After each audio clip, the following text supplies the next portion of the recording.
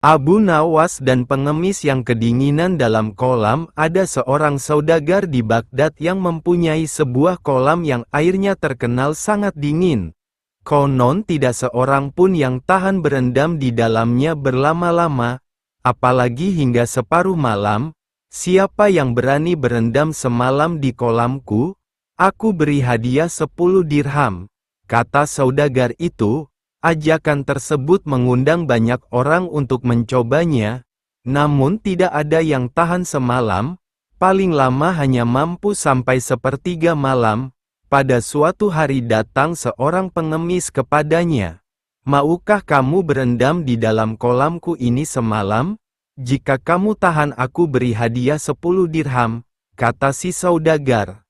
Baiklah akan ku coba, jawab si pengemis. Kemudian dicelupkannya kedua tangan dan kakinya ke dalam kolam. Memang air kolam itu dingin sekali. Boleh juga, katanya kemudian.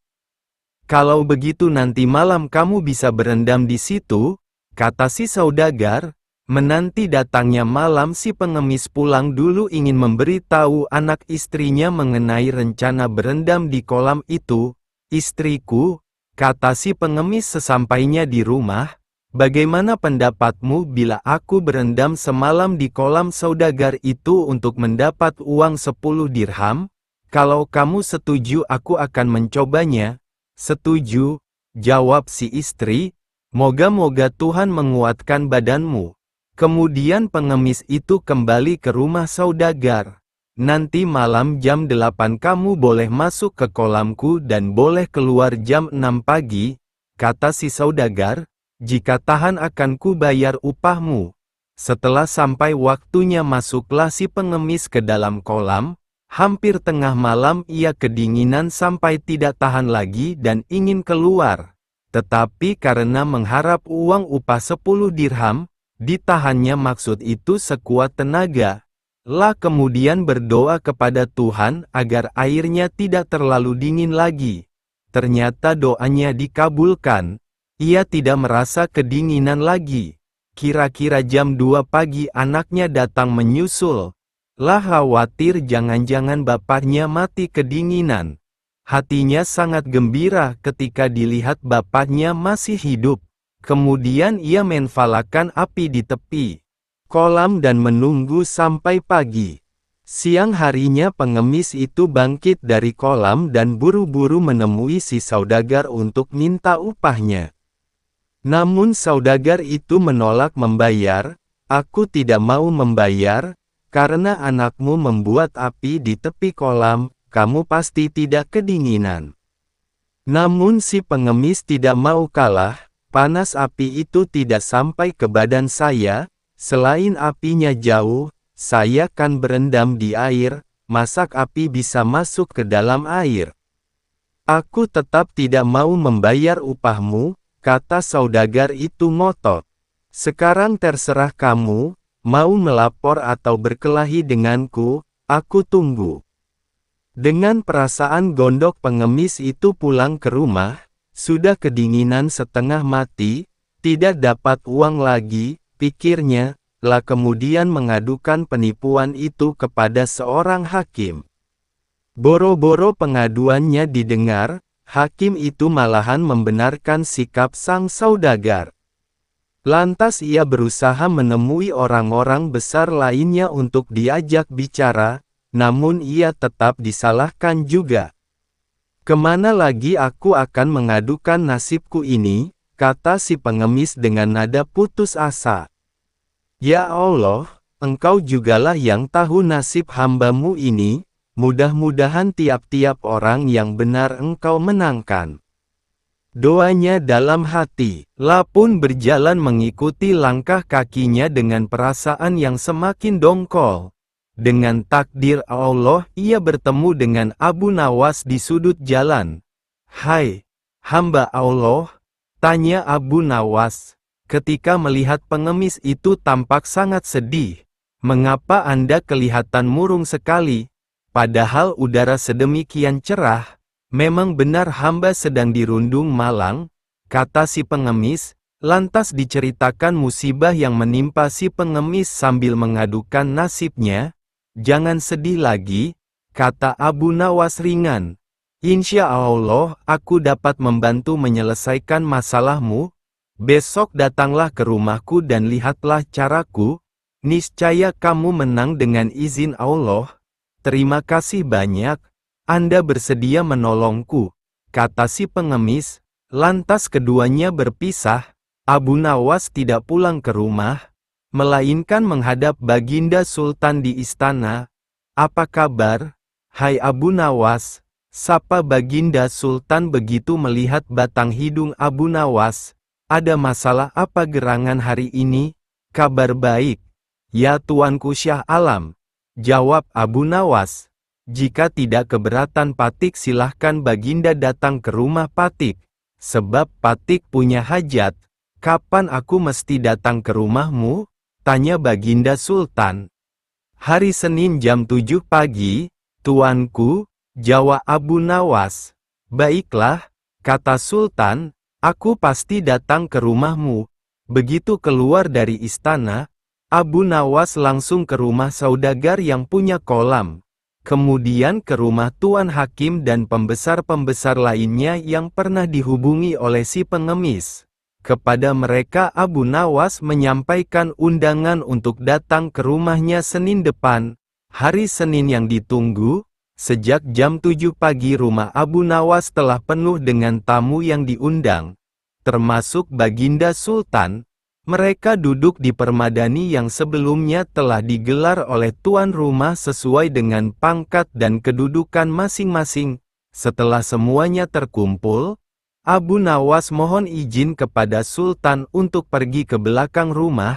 Ia kemudian menggantung sebuah periuk besar pada sebuah pohon, menjerangnya, menaruh di atas api. Tunggu punya tunggu, Abu Nawas tidak tampak batang hidungnya. Maka Sultan pun memanggil Abu Nawas. Kemana gerangan si Abu Nawas? Sudah masakkah nasinya atau belum? Gerutu Sultan. Rupanya gerutuan Sultan didengar oleh Abu Nawas. Ia pun menjawab, tunggulah sebentar lagi, Tuanku Syah Alam. Baginda pun diam, dan duduk kembali. Namun ketika matahari telah sampai ke ubun-ubun, ternyata Abu Nawas tak juga muncul di hadapan para tamu. Perut Baginda yang buncit itu telah keroncongan. Hai Abu Nawas, bagaimana dengan masakanmu itu? Aku sudah lapar, kata Baginda. Sebentar lagi, ya Syah Alam, sahut tuan rumah.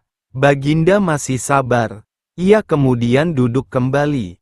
Tetapi ketika waktu zuhur sudah hampir habis tak juga ada hidangan yang keluar. Baginda tak sabar lagi. Ia pun menyusul Abu Nawas di bagian belakang rumah, diikuti tamu-tamu lainnya. Mereka mau tahu apa sesungguhnya yang dikerjakan tuan rumah. Ternyata Abu Nawas sedang mengipas-ngipas api di tungkunya. Hai Abu Nawas, mengapa kamu membuat api di bawah pohon seperti itu? Tanya Baginda Sultan. Abu Nawas pun bangkit, demi mendengar pernyataan Baginda. Ya Tuanku Syah Alam, hamba sedang memasak nasi, sebentar lagi juga masak. Jawabnya. Menanak nasi? Tanya Baginda. Mana periuknya? Ada, Tuanku. Jawab Abu Nawas sambil mengangkat mukanya ke atas. Ada? Tanya Baginda keheranan. Mana? Iya.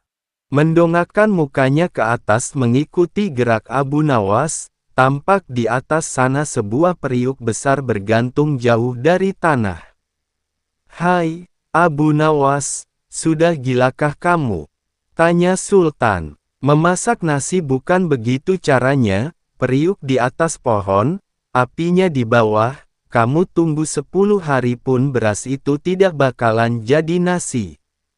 Begini, Baginda, Abu Nawas berusaha menjelaskan perbuatannya. Ada seorang pengemis berjanji dengan seorang saudagar. Pengemis itu disuruh berendam dalam kolam yang airnya sangat dingin dan akan diupah 10 dirham jika mampu bertahan 1 malam. Si pengemis setuju karena mengharap upah 10 dirham dan berhasil melaksanakan janjinya. Tapi si saudagar tidak mau membayar, dengan alasan anak si pengemis membuat api di pinggir kolam. Lalu semuanya diceritakan kepada Sultan lengkap dengan sikap Tuan Hakim dan para pembesar yang membenarkan sikap si saudagar. Itulah sebabnya Patik berbuat seperti ini. Boro-boro nasi itu akan matang, kata Sultan, airnya saja tidak bakal panas, karena apinya terlalu jauh. Demikian pula halnya si pengemis, kata Abu Nawas lagi, lah di dalam air dan anaknya membuat api di tanah jauh dari pinggir kolam. Tetapi saudagar itu mengatakan bahwa si pengemis tidak berendam di air karena ada api di pinggir kolam, sehingga air kolam jadi hangat. Saudagar itu pucat mukanya. Ia tidak dapat membantah kata-kata Abu Nawas. Begitu pula para pembesar itu, karena memang demikian halnya. Sekarang aku ambil keputusan begini, kata Sultan. Saudagar itu harus membayar si pengemis 100 dirham dan dihukum selama 1 bulan karena telah berbuat salah kepada orang miskin. Hakim dan orang-orang pembesar dihukum 4 hari karena berbuat tidak adil dan menyalahkan orang yang benar. Saat itu juga si pengemis memperoleh uangnya dari si saudagar. Setelah menyampaikan hormat kepada Sultan dan memberi salam kepada Abu Nawas, ia pun pulang dengan riangnya. Sultan kemudian memerintah menterinya untuk memenjarakan saudagar dan para pembesar sebelum akhirnya kembali ke istana dalam keadaan lapar dan dahaga. Akan halnya Abu Nawas, ia pun sebenarnya perutnya keroncongan dan kehausan. Abu Nawas dan pesta Yahudi. Suatu hari Abu Nawas singgah di rumah kenalannya, seorang Yahudi. Di sana sedang berlangsung permainan musik, banyak yang menonton sehingga suasananya meriah. Semua tamu yang datang terlibat dalam permainan musik itu, termasuk Abu Nawas yang baru saja masuk, ada yang main kecapi, ada yang menari-nari, semua bersukaria. Demikian asyiknya permainan itu sampai menguras tenaga, karena makan waktu cukup lama, dan ketika para tamu sudah pada kehausan, tuan rumah mengedarkan kopi kepada para hadirin. Masing-masing mendapat secangkir kopi. Ketika Abu Nawas hendak menghirup kopi itu, ia ditampar oleh si Yahudi, namun karena larut dalam kegembiraan, hal itu tidak ia hiraukan, dan diangkatnya lagi cangkirnya. Tapi lagi-lagi ia ditampar. Ternyata tamparan yang diterima Abu Nawas malam itu cukup banyak sampai acara selesai sekitar pukul 2 dini hari. Di jalan, baru terpikir oleh Abu Nawas, jahat benar perangai Yahudi itu, main tampar aja. Minumnya seperti binatang. Kelakuan seperti itu tidak boleh dibiarkan berlangsung di Baghdad. Tapi apa dayaku hendak melarangnya? Ada satu akal. Esok harinya Abu Nawas menghadap Khalifah Harun al-Rashid di istana. Tuanku, ternyata di negeri tuan ini ada suatu permainan yang belum pernah hamba kenal, sangat aneh. Di mana tempatnya? Tanya Baginda Khalifah. Di tepi hutan sana. Mari kita lihat, ajak Baginda. Baik, kata Abu Nawas. Nanti malam kita pergi berdua saja, dan tuanku memakai pakaian santri. Tapi ingat, kata Baginda, kamu jangan mempermainkan aku seperti dulu lagi. Setelah salat Isya, berangkatlah Baginda ke rumah Yahudi itu ditemani Abu Nawas. Ketika sampai di sana kebetulan si Yahudi sedang asyik bermain musik bersama teman-temannya, maka Baginda pun dipersilahkan duduk. Ketika diminta menari, Baginda menolak, sehingga ia dipaksa dan ditampar pipinya kiri kanan. Sampai di situ Baginda baru sadar, ia telah dipermainkan Abu Nawas.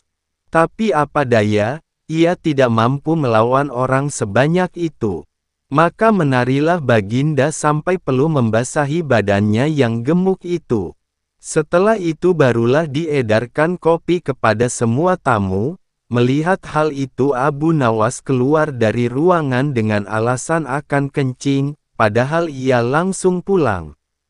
Biar Baginda merasakan sendiri peristiwa itu, karena salahnya sendiri tidak pernah mengetahui keadaan rakyatnya dan hanya percaya kepada laporan para menteri, pikir Abu Nawas. Tatkala hendak mengangkat cangkir kopi ke mulutnya, Baginda ditampar oleh Yahudi itu. Ketika ia hendak mengangkat lagi cangkir dengan piringnya, ia pun kena tampar lagi. Baginda diam saja, kemudian dilihatnya Yahudi itu minum seperti binatang, menghirup sambil ketawa-ketawa. Apa boleh buat, pikir Baginda, aku seorang diri, dan tak mungkin melawan Yahudi sebanyak itu. Larut malam Baginda pulang ke istana berjalan kaki seorang diri dengan hati yang amat dongkol. Lah merasa dipermainkan oleh Abu Nawas, dan dipermalukan di depan orang banyak. Alangkah kasihan diriku, gumamnya. Pagi harinya, begitu bangun tidur, Khalifah Harun al-Rasyid memerintahkan seorang pelayan istana untuk memanggil Abu Nawas. Hai Abu Nawas, baik sekali perbuatanmu malam tadi. Terima kasih kamu masukkan aku ke rumah Yahudi itu dan kamu tinggal aku seorang diri. Sementara aku dipermalukan seperti itu, kata Baginda. Mohon ampun, ya Baginda, jawab Abu Nawas.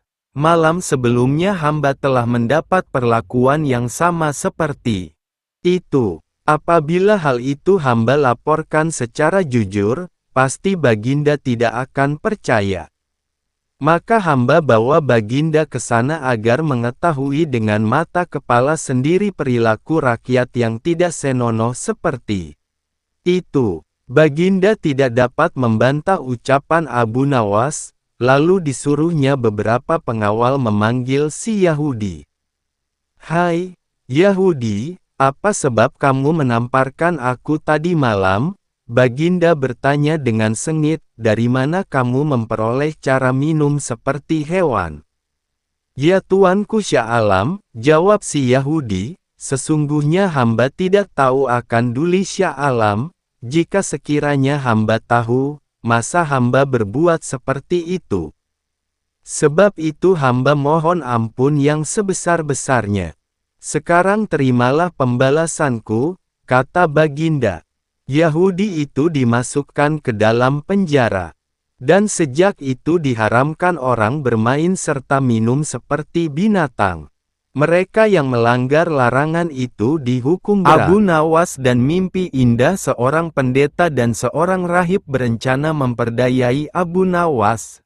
Rencana pun disusun rapi dan mereka segera bertandang ke rumah Abu Nawas yang disambut baik oleh yang punya rumah. Kami ingin mengajakmu melakukan pengembaraan suci, wahai Abu Nawas. Kami berharap engkau tidak keberatan dan dapat bergabung bersama kami, ujar si rahib sambil melirik pada kawan di sebelahnya. Dengan senang hati aku akan ikut. Kapan rencananya? Tanya Abu Nawas. Besok pagi, ujar si pendeta gembira. Baiklah, kita bertemu di warung teh besok, ujar Abu Nawas. Demikianlah keesokan harinya Abu Nawas beserta dua orang yang mengajaknya ini berangkat bersama. Mereka berpakaian dengan cara yang khas. Abu Nawas dengan pakaian sufi, si pendeta dengan baju kebesarannya, dan si rahib dengan pakaian keagamaannya. Di tengah perjalanan mereka bertiga mulai merasa lapar. Hai Abu Nawas, karena kita sudah lapar dan kebetulan kita tidak membawa bekal, ada baiknya engkau mengumpulkan derma untuk membeli makanan bagi kita bertiga. Kami berdua akan melakukan kebaktian, ujar si pendeta. Tanpa berpikir panjang, Abu Nawas langsung beranjak pergi mencari dan mengumpulkan derma dari satu dusun ke dusun yang lain. Setelah dirasa derma yang diterima mencukupi, Abu Nawas langsung membeli makanan yang cukup untuk mereka bertiga. Abu Nawas pun kembali kepada dua temannya yang tengah melakukan kebaktian. "Mari kita bagi makanan ini sekarang juga," ujar Abu Nawas yang memang sudah sangat lapar. Jangan dibuka sekarang, karena kami sedang berpuasa," ujar sang rahib. "Tapi aku hanya akan mengambil bagianku saja. Sedang bagian kalian terserah kalian," ujar Abu Nawas. "Aku tidak setuju. Kita harus seiring seirama dalam berbuat apapun," ujar si pendeta. "Betul, aku juga tidak setuju. Karena waktu makanku besok pagi," ujar si rahib yang ahli yoga menimpali. Tentu saja Abu Nawas sangat gusar mendengar pernyataan kedua orang itu. Perutnya yang keroncongan memaksanya kembali memprotes. "Bukankah aku yang kalian suruh mencari derma dan sudah kukumpulkan derma itu dan sekarang telah kubelikan makanan? Mengapa kalian tidak mengizinkan aku mengambil bagianku sendiri? Sungguh tidak masuk akal," ujar Abu Nawas memprotes. Namun dua orang itu tetap teguh pada pendiriannya sekalipun Abu Nawas dengan segala macam cara menjelaskan, tetap saja si rahib dan pendeta bergeming. Hal ini membuat Abu Nawas dongkol bukan main. Tapi karena dirasa tidak ada gunanya menentang dua orang yang sudah bersekongkol itu, Abu Nawas pun memilih diam. "Bagaimana kalau kita buat perjanjian?" ujar sang pendeta tiba-tiba. "Perjanjian apa?" tanya Abu Nawas. "Kita adakan lomba. Siapa yang nanti malam bermimpi paling indah, maka dia berhak atas bagian makanan yang lebih banyak. Sedang yang kedua mendapat bagian lebih sedikit. Sedang yang mimpinya tidak indah mendapat bagian makanan yang paling sedikit," ujar pendeta dengan cerdiknya. Karena sudah dongkol dan kesal, Abu Nawas menyetujui saja perjanjian itu. Begitu pagi sudah tiba mereka bertiga. Sudah bangun, dengan sangat antusias si rahib lalu menceritakan mimpinya. "Luar biasa, semalam aku bermimpi indah sekali. Aku memasuki sebuah taman yang mirip sekali dengan nirwana. Aku merasakan suatu kenikmatan dan keindahan yang belum pernah kurasakan seumur hidupku," ujar rahib dengan gembiranya. "Mimpimu sangat menakjubkan, saudara rahib." "Sangat menakjubkan," ujar si pendeta dengan agak berlebihan. "Mimpiku pun tak kalah indahnya," ujar pendeta. "Aku seolah-olah menembus ruang dan waktu. Aku menyusup ke masa silam di mana pendiri agamamu hidup, dan sungguh sangat membahagiakan aku bertemu dengannya, dan kemudian aku diberkati olehnya," ujar sang pendeta dengan gembiranya. Seperti tadi, kini giliran rahib memuji-muji mimpi si pendeta. Sementara Abu Nawas diam saja melihat kelakuan dua orang yang memang bersekongkol memperdayai dirinya itu. "Hai Abu Nawas, kenapa kau diam saja? Apa mimpimu semalam? Apakah seindah mimpi kami?" ujar si rahib dan pendeta hampir bersamaan. Abu Nawas yang sudah tahu dirinya tengah dikerjai, hanya berujar pelan. "Kawan-kawanku sepengembaraan, kalian tentu mengenal Nabi Daud AS. Beliau adalah nabi yang ahli berpuasa. Tadi malam aku bermimpi bertemu dan berbincang-bincang dengannya. Beliau menanyakan apakah aku berpuasa atau tidak. Karena aku belum makan dari pagi, maka aku bilang saja bahwa aku berpuasa. Tidak tahunya beliau menyuruhku berbuka karena hari sudah malam. Tentu saja aku tidak berani membantah perintah seorang nabi. Makanya aku bangun dan langsung menghabiskan semua makanan," ujar Abu Nawas dengan santainya.